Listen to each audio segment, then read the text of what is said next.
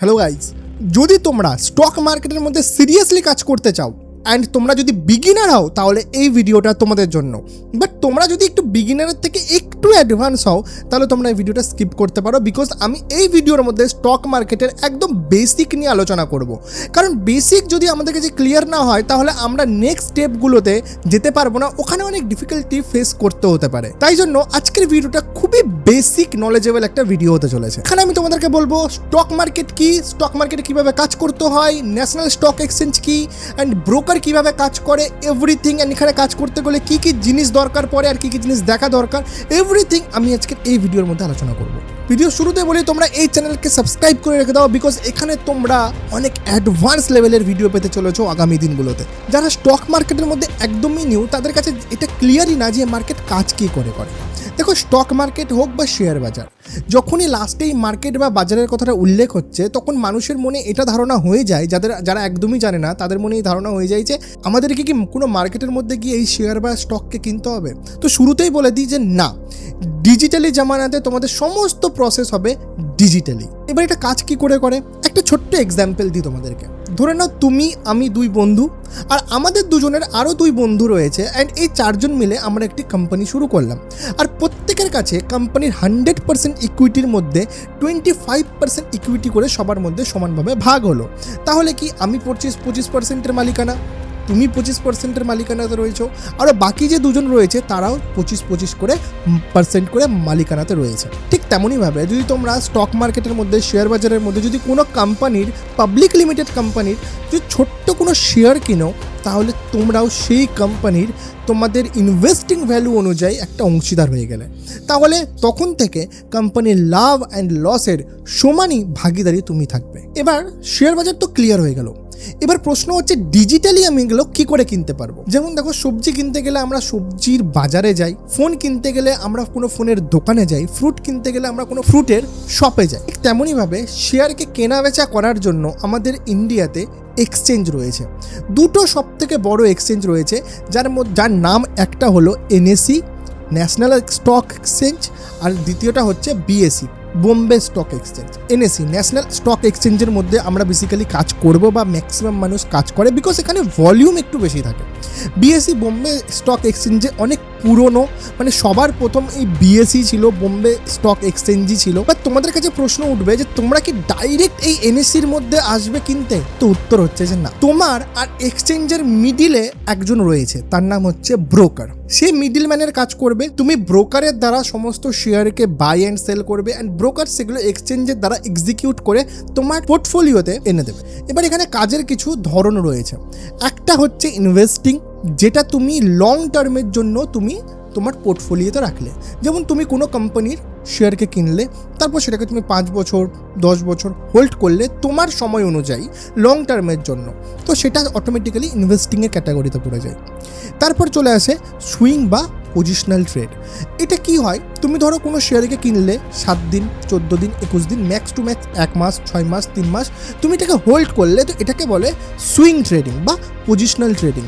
তারপর হচ্ছে ইন্ট্রাডে, যেটা অনেক বেশি বিগিনারদেরকে অ্যাট্রাক্ট করে। ঠিক আছে, সেটা কি, সেটা হচ্ছে ধরো 9:15টায় মার্কেট ওপেন হয়, তো তুমি 9:15টা থেকে 3:30টার মধ্যে যখন মার্কেট ক্লোজ হচ্ছে এই টাইমের মধ্যে তুমি তোমার অর্ডারকে পাঞ্চ করলে, বাই করলে বা সেল করলে, প্রফিট হোক যে লস হোক, তুমি 3:30টার মধ্যে এক্সিট করে দিলে। তো এটাকে বলে ইন্ট্রাডে ট্রেডিং, অ্যান্ড এটা বিগিনারদেরকে অনেক বেশি অ্যাট্রাক্ট করে স্টক মার্কেটের মধ্যে। তারপর লাস্টে হচ্ছে স্ক্যালপিং, যেটা এখন অনেক বেশি ট্রেন্ডে চলছে বা মানুষের মধ্যে অনেক বেশি পপুলার হচ্ছে। এখানে কি হয়, বড় কোয়ান্টিটিতে ট্রেড করতে হয়, আর মিনিটের মধ্যে এন্ট্রি আর এক্সিট করতে হয়, অনেক ফাস্ট মুভ করতে হয়। এবার আমরা ট্রেডিংয়ের ধরন তো জেনে গেলাম, বাট ট্রেডিং করার জন্য তোমাদেরকে প্রপার নলেজ হওয়া জরুরি, নয়তো চোখ বেঁধে বাইককে ফুল স্পিডে চালানোর মতন অবস্থা হয়ে যাবে, কোথাও না কোথাও গিয়ে তোমরা অ্যাক্সিডেন্ট করে ফেলবে। প্রথমে শিক্ষা নেওয়া অনেক বেশি জরুরি, তারপর তোমাদেরকে সেটাকে ডেমো ট্রেডিংয়ের মাধ্যমে প্র্যাকটিস করা অনেক জরুরি, তারপর নিয়ম ডিসিপ্লিন, সেই ডেমো ট্রেডিংয়ের মধ্যে তুমি কতটা নিজের মধ্যে ডিসিপ্লিন আনতে পারছো বা রাখতে পারছো সেটাও অনেক বেশি ইম্পর্টেন্ট হয়ে যায়। এবার তোমার মনে প্রশ্ন উঠতে পারে যে তুমি বাড়িতে বসে ল্যাপটপ হোক বা ফোন হোক, তোমার ব্রোকারের অ্যাপ্লিকেশনের মাধ্যমে তুমি কোনো শেয়ারকে বাই করার জন্য অর্ডার পাঞ্চ করলে, তাহলে তোমার মনে প্রশ্ন উঠবে তুমি কার কাছ থেকে বাই করছো।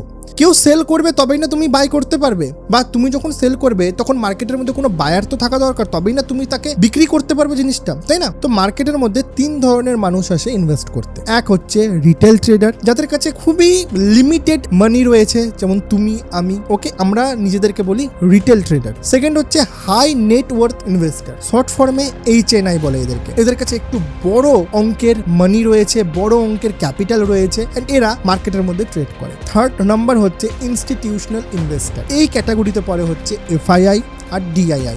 FII কারা হচ্ছে ফরেন ইনভেস্টর, আর DII কারা যারা ডোমেস্টিক ইনভেস্টর। ফরেন ইনভেস্টরের কথা এখন বাদ দাও, ডিটেলসে পরে জেনে নেবে। ডোমেস্টিক ইনভেস্টরের মধ্যে পড়ে হচ্ছে যেমন মিউচুয়াল ফান্ড, LIC, এরা মার্কেটের মধ্যে ইনভেস্ট করে। এদের কাছে ক্যাপিটালের সাইজ অনেক বড় হয়, প্রপার টিম থাকে এদের কাছে, তবে গিয়ে এরা মার্কেটের মধ্যে ইনভেস্ট করে। তোমরা যদি রেগুলার FII ডেটা দেখো তাহলে দেখতে পারবে অনেক হাজার কোটিতে এদের ট্রানজাকশন থাকে ডেলিতে। আমি আগামী ভিডিওগুলোতে তোমাদেরকে এই সমস্ত কিছু জানিয়ে দেবো। এবার স্টক মার্কেটের মধ্যে কাজ করার আগে তোমাদের মনে একটা ভয় থাকে, সেটা হচ্ছে যদি আমরা লস করে ফেলি। বিকজ কিছুদিন আগে সেবির তরফ থেকে অফিসিয়ালি ভাবে জানানো হয়েছিল যে ইন্ডিয়ান স্টক মার্কেটের মধ্যে 90% ট্রেডার লস করে এটা জানলাম, বাট কেন করে এটাও বোঝা খুব দরকার। লস কেন করে? দেখো, লোভ প্রথমত থাকে তাদের মধ্যে যে তারা রাতারাতি বড়লোক হবে। দ্বিতীয়ত হচ্ছে তাদের মধ্যে ভয় অনেক কাজ করে। ভয় কিসের ভয়? ধরে নাও কেউ কোনো স্টককে বাই করলো, অ্যান্ড সেই স্টকটা যদি একটু নিচে চলে আসে তাহলে সেই মুহূর্তে প্যানিক করতে শুরু করে দেয় যে এই হয়তো এবার আমার লস হতে শুরু হয়ে যাবে বা আমার স্টপ লস হিট হয়ে যাবে, দেন ওই এক্সিট করে দেয় ওখান থেকে। ওকে, তারপর দেখা যায় মার্কেট ঘুরে তার টার্গেট হিট করে দিয়েছে। 1 নম্বর সিনারিও এটা হয়ে গেল।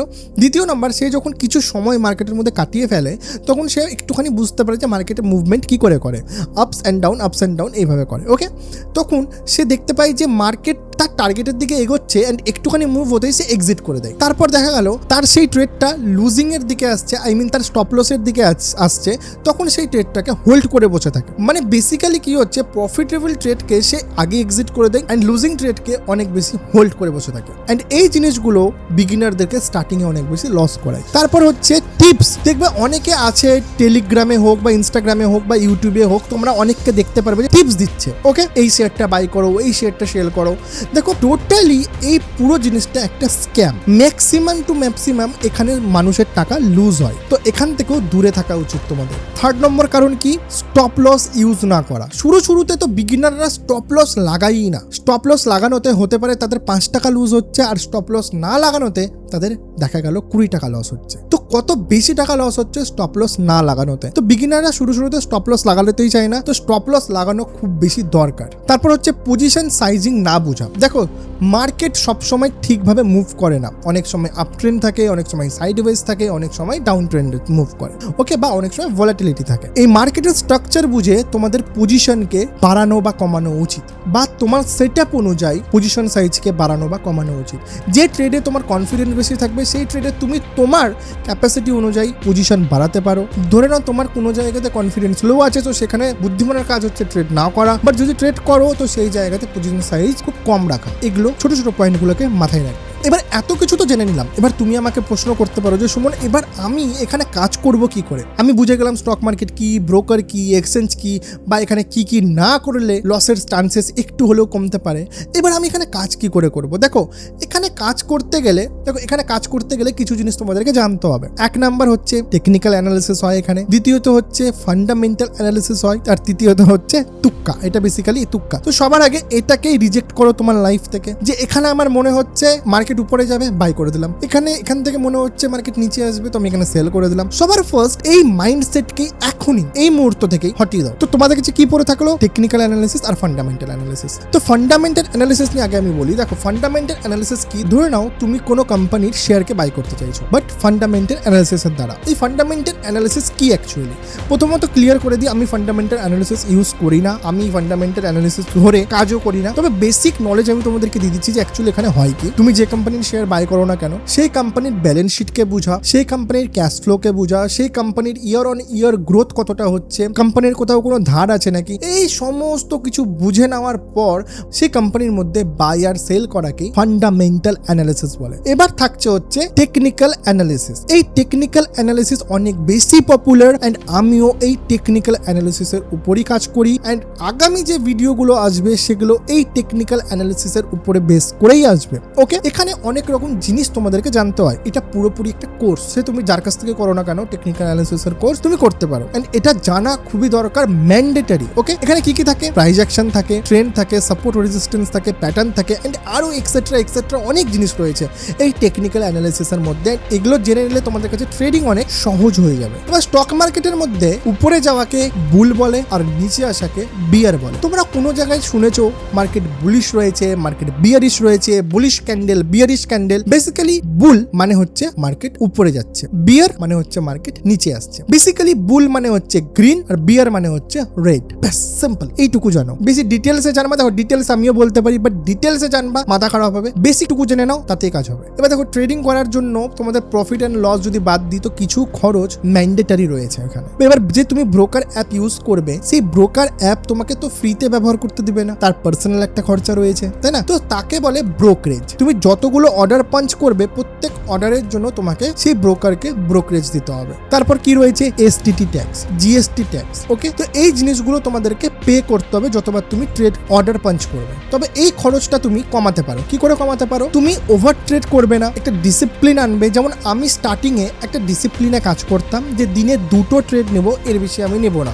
ধরে নাও ফার্স্ট ট্রেডে আমার যদি প্রফিট হয়ে যেত, তো আমি আমার সিস্টেম অফ করে আমি চলে যেতাম ঘুরতে, মুভি দেখতে, বা আদার্স কোনো কাজ থাকলে আমি করতাম। আমি সেকেন্ড টাইম আর মার্কেটে এন্ট্রি করতাম না যদি আমার ফার্স্ট ট্রেডে প্রফিট হতো। তো যদি আমার ফার্স্ট ট্রেডে লস হতো, তাহলে আমি দ্বিতীয়বার আরেকবার অ্যাটেম্প করতাম। যদি সেখানে আমার প্রফিট হতো তো ভালো, যদি লস হতো তাও আমি সিস্টেমকে বন্ধ করে দিতাম, দেন আমি আমার বাকি কাজগুলো করতাম। তো এই ডিসিপ্লিন আমি আমার স্টার্টিংয়ে রাখতাম। তো তুমি এইভাবে রাখতে পারো, এটাতে তোমাদের ব্রোকারেজ খরচ অনেক কম হবে অ্যান্ড তোমার মধ্যে একটা ডিসিপ্লিন আসবে। এবার টেকনিক্যাল অ্যানালিসিস তো আমি বললাম। এবার আমার এই চ্যানেলের মধ্যেই তুমি টেকনিক্যাল অ্যানালিসিসের অনেক ভিডিও পাবে। কি পাবে? ক্যান্ডেল স্টিক প্যাটার্ন বা ক্যান্ডেল স্টিক রিলেটেড অনেক ভিডিও আসবে, চার্ট প্যাটার্ন, সাপোর্ট রেজিস্ট্যান্স নিয়ে অনেক ভিডিও আসবে, মার্কেট স্ট্রাকচারের উপর অনেক ভিডিও আসবে, রিস্ক ম্যানেজমেন্টের উপর ভিডিও আসবে, তারপর ফিউচার অ্যান্ড অপশনের বেসিক থেকে অ্যাডভান্স লেভেলেরও অনেক ভিডিও আসবে। তো এখনই চ্যানেলকে সাবস্ক্রাইব করে দাও যদি তোমরা স্টক মার্কেটের মধ্যে গ্রো করতে চাও। এবার কিছু জিনিস তোমরা মাথায় রাখো বা নোট করে নাও। ট্রেডিং এর একটা পুরো ডিসিপ্লিন আমি তোমাদেরকে বলছি। পরিষ্কার এন্ট্রি আর এক্সিট রুল, মানে তোমার যদি কোনো স্ট্র্যাটেজি থাকে বা সেট আপ থাকে ইন ফিউচারে হবে, ওকে, তো সেটার উপরেই ট্রেড করা বা তার বাইরে কোনো ট্রেড করা না। বা তোমার ফিল হচ্ছে যে এখান থেকে মার্কেট উপরে যাবে, তুমি বাই করে নিলে, এখান থেকে নিচে আসবে তো তুমি সেল করে দিলে, এটা একদমই না। গ্যাম্বলিং এখানে করবে না। তোমার সেট আপ তৈরি হবে, সেট আপের উপর ট্রেড হবে, তবে এন্ট্রি, তবে এক্সিট, নয়তো না। তো এটা first rule. Second, proper stop loss আর টার্গেটকে আগেই ডিসাইড করা অ্যান্ড চার্টে সিস্টেমে সেই স্টপ লস আর টার্গেটকে সেট করে রাখা, সেকেন্ড রুল। থার্ড নম্বর হচ্ছে পজিশন সাইজিংকে আগেই প্ল্যান করে রাখা। যদি তোমরা বিগিনার হও তো তোমাদের ক্যাপাসিটি অনুযায়ী মিনিমাম থেকে মিনিমাম পজিশনে রাখা আমার মতে উচিত। বেশি বড় সাইজ নিয়ে ট্রেড করা উচিত না স্টার্টিংয়ের জন্য। ফোর্থ পয়েন্ট হচ্ছে ট্রেড করার কারণ। যদি তোমরা কোনো ট্রেড নাও তো তার পিছনে কি লজিক তুমি দেখতে পাচ্ছ, কি লজিক ইউজ করছো, সেটা প্রপার একটা নোটে লেখো, মানে ট্রেড জার্নাল বানাও। এটা তোমাদের ট্রেডিং জার্নিতে অনেক বেশি কাজে দেবে। লাস্ট পয়েন্ট হচ্ছে প্রত্যেক উইকের শেষে বা প্রত্যেক মান্থের শেষে তোমার প্রত্যেকটা ট্রেডকে রিভিউ করো যে তুমি কোথায় কারেক্ট হয়েছো আর কোথায় ভুল হয়েছো। যেখানে ভুল হয়েছো সেটার উপর কাজ করো আর ইমপ্রুভ করো। যদি তোমরা এই পয়েন্টগুলোর উপর ভালো করে কাজ করো আর সারা জীবন যদি এই ডিসিপ্লিন ধরে রাখো, তাহলে গ্যারেন্টি তোমরা একদিন না একদিন এই প্রফেশনে অনেক বড় জায়গায় পৌঁছবে অ্যান্ড প্রফিটেবল ট্রেডার হিসাবে উঠে আসবে। এই তো ছিল স্টক মার্কেটের বেসিক্সের উপর ভিডিও। আই থিঙ্ক তোমাদের কাছে সমস্ত বেসিক ক্লিয়ার হয়ে গেছে। স্টক মার্কেট কীভাবে কাজ করতে হয়, কী দেখতে হয়, আর কী ডিসিপ্লিন আনতে হয়, কী রুল অ্যাপ্লাই করতে হয়, সব কিছু আমি তোমাদেরকে ক্লিয়ার করে দিয়েছি একটা ভিডিওর মধ্যে। যদি তুমি এই প্রফেশনে সিরিয়াস হও তাহলে এই মুহূর্তে গ্যাম্বলিং বাদ দাও, গ্যাম্বলিং মেন্টালিটি বাদ দাও, আর এখন থেকেই লার্নিং শুরু করো আর আমার এই চ্যানেলকে সাবস্ক্রাইব করে দাও। একটা কথা মাথায় রেখো, এই মার্কেট তোমাকে ধ্বংসও করতে পারে, আবার এই মার্কেটই তোমার লাইফকে তৈরিও করে দিতে পারে। সো ফাইনাল ডিসিশন তোমার। সো চলো টাটা, আবার খুব তাড়াতাড়ি দেখা হচ্ছে নতুন ভিডিওর সাথে।